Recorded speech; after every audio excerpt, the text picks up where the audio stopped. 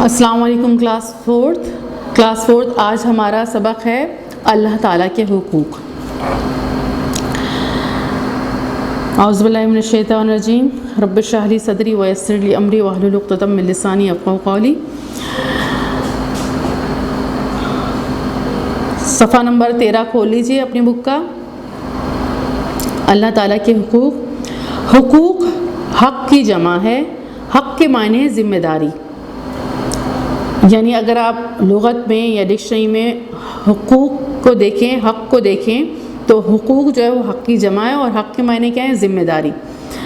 اللہ تعالیٰ کے حقوق کا مطلب کیا ہے؟ اللہ تعالیٰ کے حقوق کا مطلب ہے کہ اللہ تعالیٰ سے متعلق ہم پر وہ ذمہ داریاں جن کو پورا کرنے کی اسلام ہمیں تعلیم دیتا ہے، وہ کیا کہلاتے ہیں؟ اللہ تعالیٰ کے حقوق کہلاتے ہیں۔ یعنی جو ذمہ داریاں اسلام نے ہم پر لازم کی ہیں، فرض کی ہیں کہ یہ اللہ تعالیٰ کے لیے آپ کو کرنا ہوگا، وہ کیا کہلاتی ہیں؟ حقوق کہلاتی ہیں۔ اللہ تعالیٰ چونکہ انسان کا خالق و مالک ہے، اللہ تعالیٰ خالق ہے، خالق یعنی اللہ تعالیٰ نے ہم انسانوں کو پیدا کیا ہے، مالک بھی وہی ہے، یعنی ہم اسی کی چیز ہے، وہ جب چاہے ہمیں اپنے پاس بلا لے اور جب چاہے جو کرے ہمارے ساتھ، وہ مالک ہے ہمارا۔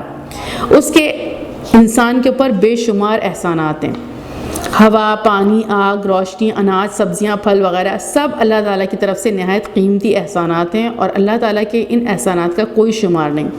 یعنی اللہ تعالیٰ نے ہمیں پیدا کیا اور اللہ تعالیٰ ہمارے مالک ہیں، تو اللہ تعالیٰ نے پیدا کر کے ایسے ہی چھوڑ نہیں دیا۔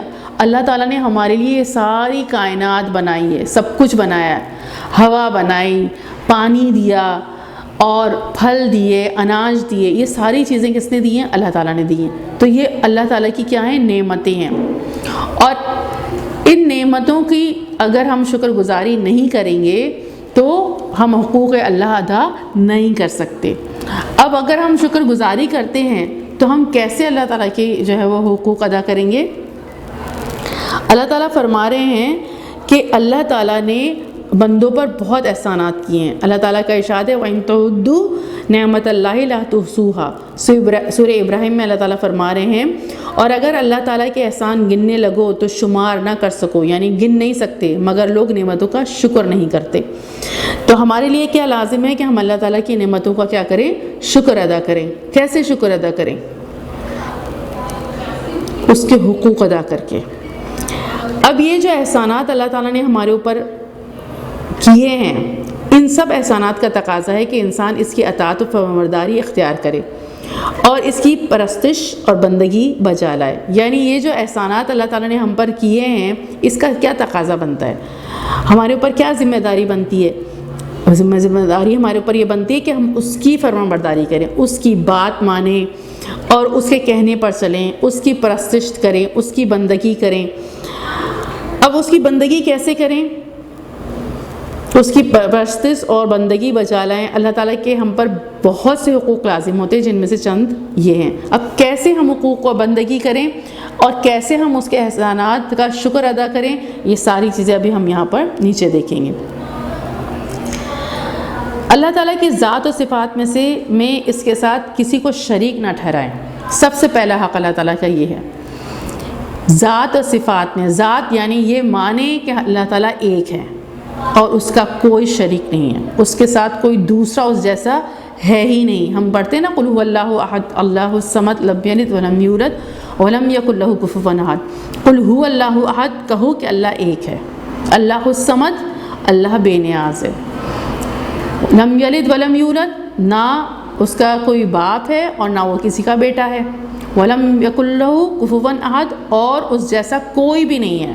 یہ ماننا ہمارے لیے ضروری ہے، یہ حق ہے اللہ تعالیٰ کے کہ ہم اللہ تعالیٰ کو اکیلا جانیں، ایک جانیں، اس جیسا کوئی بھی نہیں ہے۔ ذات میں ہم اس کو ایک ہی مانیں، پھر صفات میں بھی اس جیسا کوئی نہیں ہے، یعنی اس جیسی خوبیوں والا کوئی نہیں ہے۔ آپ خود بتائیے، ہوا کوئی دے سکتا ہے انسان؟ ہوا تو کوئی دوسرا انسان نہیں دے سکتا۔ پانی کوئی بنا سکتا ہے؟ کوئی انسان پانی نہیں بنا سکتا۔ پانی کون دیتا ہے؟ اللہ تعالیٰ دیتا ہے۔ بنا ہوا پانی تو ہم ایک گلاس دوسرا گلاس دوسرے کو دے دیتے ہیں، لیکن پانی جیسے بنا ہوا ہے ایسا کون پانی بنائے گا؟ پانی تو نہیں کوئی بنا سکتا۔ آگ کس نے بنائی ہے؟ اللہ تعالیٰ نے بنائی، جس پہ ہمارا کھانا بنتا ہے۔ اگر آگ نہیں ہو تو کھانا کیسے بنے گا؟ روشنی، یہ ساری روشنی کس نے دی ہے؟ اللہ تعالیٰ نے دی ہے۔ سورج کی روشنی جس سے پھل پکتے ہیں اور ساری چیزیں تیار ہوتی ہیں، پھر ہم آسانی سے ادھر ادھر دن میں چلتے پھرتے ہیں، سارے کام نمٹاتے ہیں۔ اناج، کھانے پینے کی جو چیزیں اللہ تعالیٰ نے بنائی ہیں، سبزیاں، پھل، یہ کون بنا سکتا ہے؟ کوئی بھی نہیں بنا سکتا۔ تو اس کی خوبیوں، اس جیسی خوبیوں والا بھی کوئی بھی نہیں ہے۔ وہ جتنا رحمان اور رحیم ہے، اس جیسا رحمان رحم کرنے والا کوئی بھی نہیں ہے۔ وہ جتنی محبت کرتا ہے اپنے بندوں سے، اپنی مخلوق سے، اس جیسی محبت کرنے والا کوئی نہیں ہے۔ وہ جس کو جب کچھ دیتا ہے، ساری چیزیں، پوری دنیا کو یہ سب کچھ دے رہا ہے، کھلا رہا ہے، پلا رہا ہے، زندگی دی ہے اور صحت دی ہے، تندرستی دی ہے، بیمار ہوتے ہیں تو ٹھیک کر دیتا ہے۔ دوا میں بھی اثر جو ہے وہ اللہ تعالیٰ ہی ڈالتے ہیں۔ اگر ڈاکٹر دوائی جو ہے وہ دیتا ہے، اس میں اثر نہ ہو تو ہم ٹھیک بھی نہیں ہو سکتے۔ تو جو کچھ بھی کرتا ہے، بیمار بھی وہی ڈالتا ہے اور صحت مند بھی وہی کرتا ہے۔ تو سارا کچھ کس کی طرف سے ہو رہا ہے؟ اللہ تعالیٰ کی طرف سے ہو رہا ہے۔ تو اس جیسی خوبیوں والا کوئی بھی نہیں ہے۔ اللہ تعالیٰ، یہ آسمان و زمین بتائیے کوئی دوسرا بنا سکتا ہے؟ کوئی نہیں بنا سکتا۔ تو یہ کتنی بڑی خوبی کس کی ہے؟ یہ بنانے والی خوبی کس کی ہے؟ اللہ تعالیٰ کی ہے۔ اللہ تعالیٰ سب کچھ بنا رہے ہیں اور سب کچھ جانتے ہیں۔ کون؟ اللہ تعالیٰ سارا کچھ جانتے ہیں۔ تو اللہ تعالیٰ جیسا کوئی بھی نہیں ہے، نہ اس کی خوبیوں جیسا کوئی ہے اور نہ اس کے برابر کوئی ہے، اس کے برابر کوئی بھی نہیں ہے۔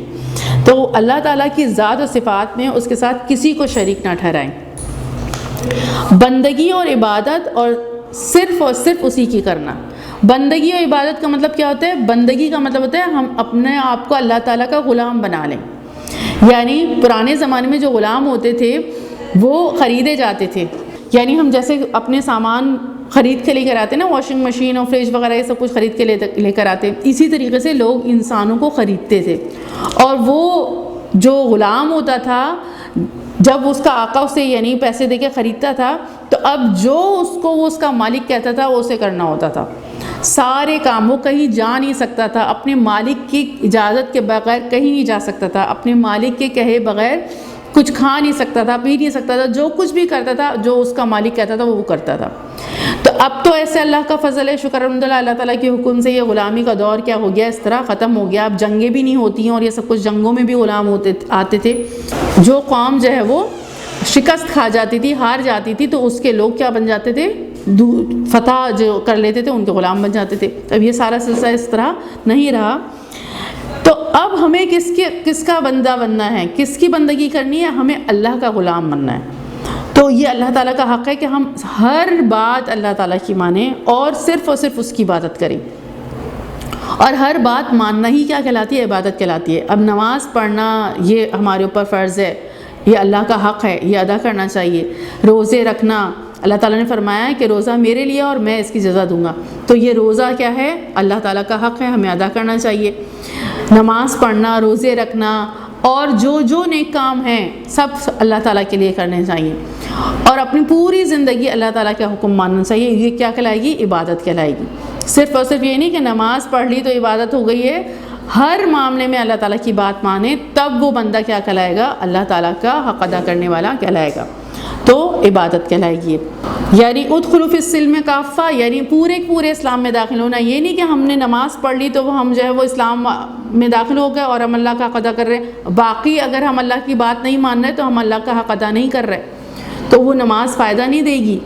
ہماری پوری زندگی اللہ تعالیٰ کے کہنے کے مطابق ہو تو وہ عبادت کہلائے گی۔ یہ اللہ تعالیٰ کا حق ہے، کیونکہ وہی کھلا رہا ہے۔ جب ہم کھانا کھائیں تو شکر ادا کریں کس کا؟ اللہ تعالیٰ کا۔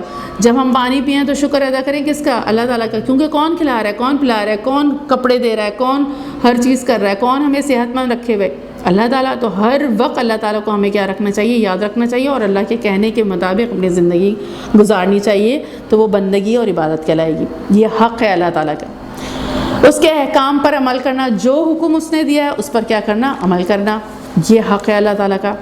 ہر مشکل و مصیبت کے وقت صرف اسی سے مدد مانگنا، کسی دوسرے سے مدد نہیں مانگنا۔ یہ اللہ تعالیٰ کا حق ہے کہ ہم صرف اس سے مدد مانگیں، کیونکہ مدد کرنے کی کا جو مدد کرنے پر قادر کون ہے؟ کون مدد کر سکتا ہے؟ صرف اللہ مدد کر سکتا ہے۔ پوری دنیا مل کر کسی کا بھلا کرنا چاہے، حدیث ہے پوری دنیا مل کر کسی کا بھلا کرنا چاہے، لیکن اگر اللہ نہ چاہے تو کوئی مدد نہیں کر سکتا، اس کا کوئی بھلائی نہیں کر سکتا۔ اور اگر پوری دنیا مل کر کسی کو کا برا کرنا چاہے اور اللہ نہ چاہے تو کوئی اس کا برا نہیں کر سکتا، کیونکہ سارے کے سارے انسان، سب لوگ کس کے انڈر کنٹرول ہے؟ کس کی طاقت میں؟ اللہ تعالیٰ کی قدرت میں، اللہ تعالیٰ کے کنٹرول میں۔ جو کچھ بھی کر سکتا ہے وہ کون کر سکتا ہے؟ اللہ تعالیٰ۔ تو پریشانی صرف اور صرف کون دور کر سکتا ہے؟ اللہ تعالیٰ دور کر سکتا ہے۔ تو ہر مصیبت اور ہر پریشانی میں صرف اور صرف کس کو پکارے؟ اللہ تعالیٰ کو پکارے، کسی دوسرے کو نہیں، کسی دوسرے سے مدد طلب نہیں کرے، صرف اور صرف کس سے؟ اللہ تعالیٰ سے، کیونکہ وہ جانے کہ سارا کچھ کون کر سکتا ہے؟ اللہ تعالیٰ کر سکتا ہے۔ تو یہ اللہ تعالیٰ کا حق ہے۔ پھر سب سے بڑھ کر اسی سے محبت کرنا، کسی سے اتنی محبت نہیں ہونی چاہیے، نہ امی ابو، نہ بہن بھائی، نہ مس، نہ دوست، کوئی بھی ایسا نہیں ہونا چاہیے جس سے آپ بہت زیادہ محبت کریں۔ بہت زیادہ محبت صرف اور صرف کس سے ہوگی؟ اللہ تعالیٰ سے۔ اور اس کی ناراضگی سے ہر وقت ڈرتے رہنا۔ اللہ تعالیٰ اگر ناراض ہو گئے تو پھر تو مجھے بہت زیادہ نقصان ہوگا، کیونکہ سارا کچھ کس کے ہاتھ میں ہے؟ اللہ تعالیٰ کے ہاتھ میں۔ اور اللہ تعالیٰ ناراض ہو جائے پھر اللہ تعالیٰ کسی کو کچھ دے گا؟ اس شخص کو کچھ دے گا؟ اللہ تعالیٰ تو اس کو نہیں کچھ دیں گے، نہ جنت ملے گی، نہ دنیا میں کچھ ملے گا۔ اور اگر اللہ تعالیٰ راضی ہو جائیں تو پوری دنیا اگر کسی کو نقصان پہنچانا چاہے اور کچھ نہ دینا چاہے، لیکن اللہ تعالیٰ پہنچائیں گے اور دیں گے، کیونکہ اللہ تعالیٰ ہی مالک ہیں اور اللہ تعالیٰ کے ہاتھ کو کوئی نہیں روک سکتا، اللہ تعالیٰ کو کوئی نہیں روک سکتا۔ تو کیا ہے کہ اللہ تعالیٰ کی ناراضگی سے ڈرے۔ اللہ ناراض ہو گیا تو مجھے بہت نقصان ہو جائے گا، دنیا میں بھی مجھے کچھ نہیں ملے گا اور آخرت میں بھی کچھ نہیں ملے گا۔ ہر وقت اس بات سے ڈرتا رہے کہ اللہ تعالیٰ ناراض نہ ہو جائے۔ دعا صرف اسی سے مانگنا، اس کی نعمتوں پر اس کا شکر ادا کرنا۔ جو بھی نعمت اللہ تعالیٰ نے دی ہے اس پہ کیا کرنا؟ شکر ادا کرنا۔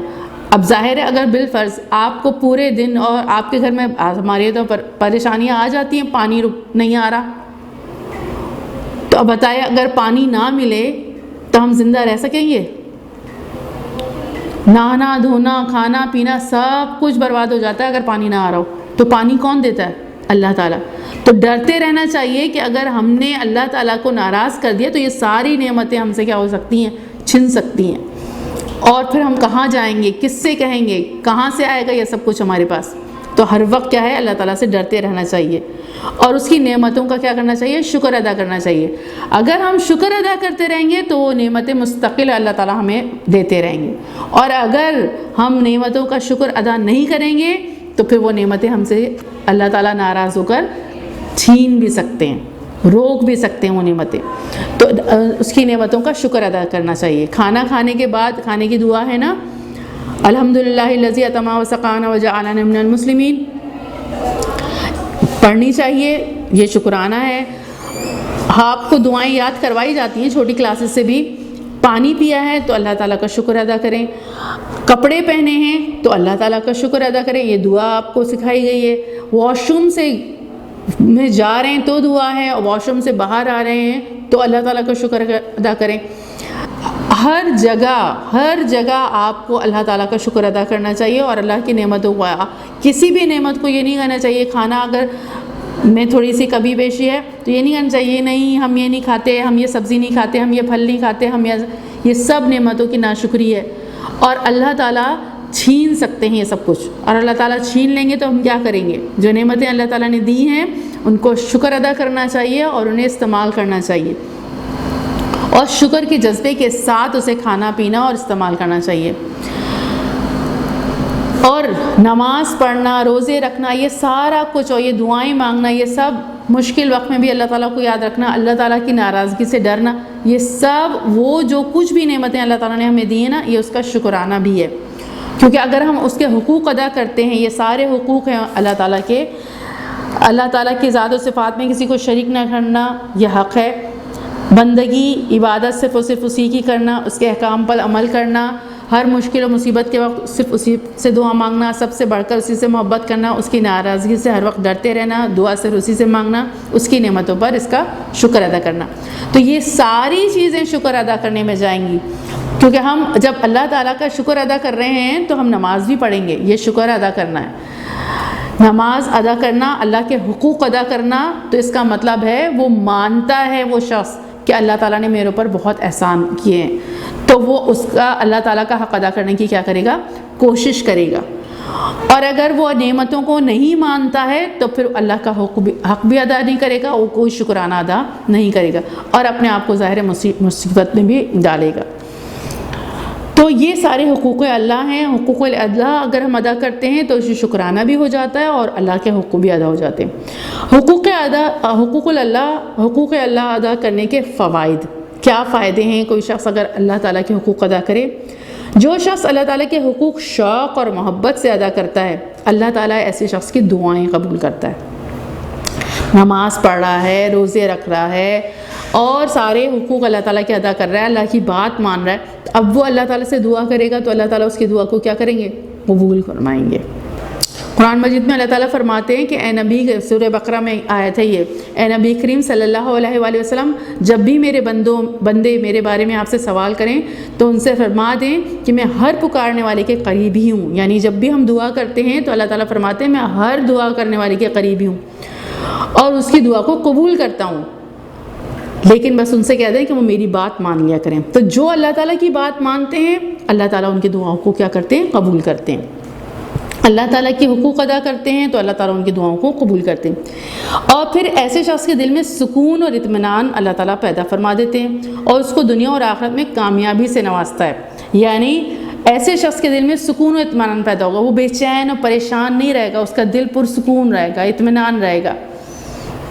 کیونکہ وہ کس سے اپنی ساری پریشانی کو حل کروانا چاہتا ہے؟ اللہ تعالیٰ سے، اور اللہ تعالیٰ ہر چیز پر قادر ہیں، سب کچھ کر سکتے ہیں، تو وہ پھر پریشان کیوں ہوگا؟ وہ پریشان تھوڑی ہوگا۔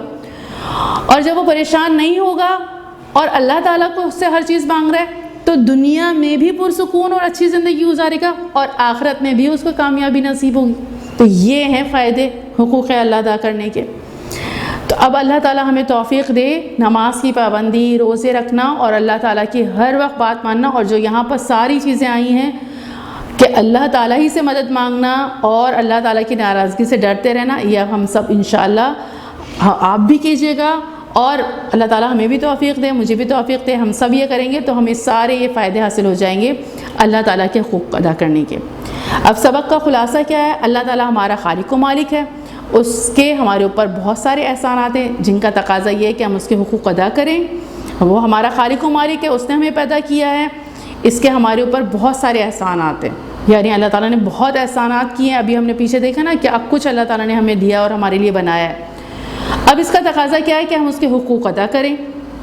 اللہ تعالیٰ کا بندوں کے اوپر یہ حق ہے کہ بندہ صرف اور صرف اسی کا ہو جائے، کسی دوسرے کا نہیں، کسی کو نہیں دیکھیں آپ، صرف اور صرف اللہ تعالیٰ کو دیکھیں کہ اللہ تعالیٰ راضی ہو جائیں تو سب انسان بھی راضی ہو جائیں گے۔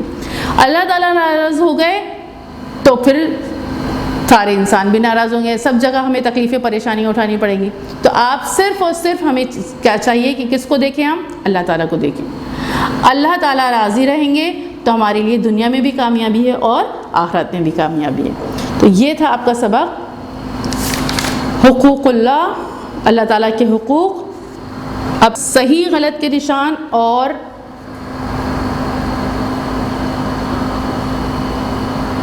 سوال نمبر 2 اور سوال نمبر 3 یہ آپ جو ہے وہ اپنی کتاب پر کر لیجئے گا، اور سوال نمبر 4 یہ اپنی کتاب پر کر لیجئے گا صفائی کے ساتھ، اور پھر سے جو ہے وہ اپنی بک پر ہی چیک کروا لیجئے گا۔ بک پرانی ہے تو کاپی میں پورا کام کر کے پھر اس کے بعد اس پہ کیجیے گا، اور اگر بک نہیں ہے، آپ کی کتاب نہیں ہے، نئی ہے، تو اسی کے اوپر کیجیے گا۔ السلام علیکم ورحمۃ اللہ وبرکاتہ۔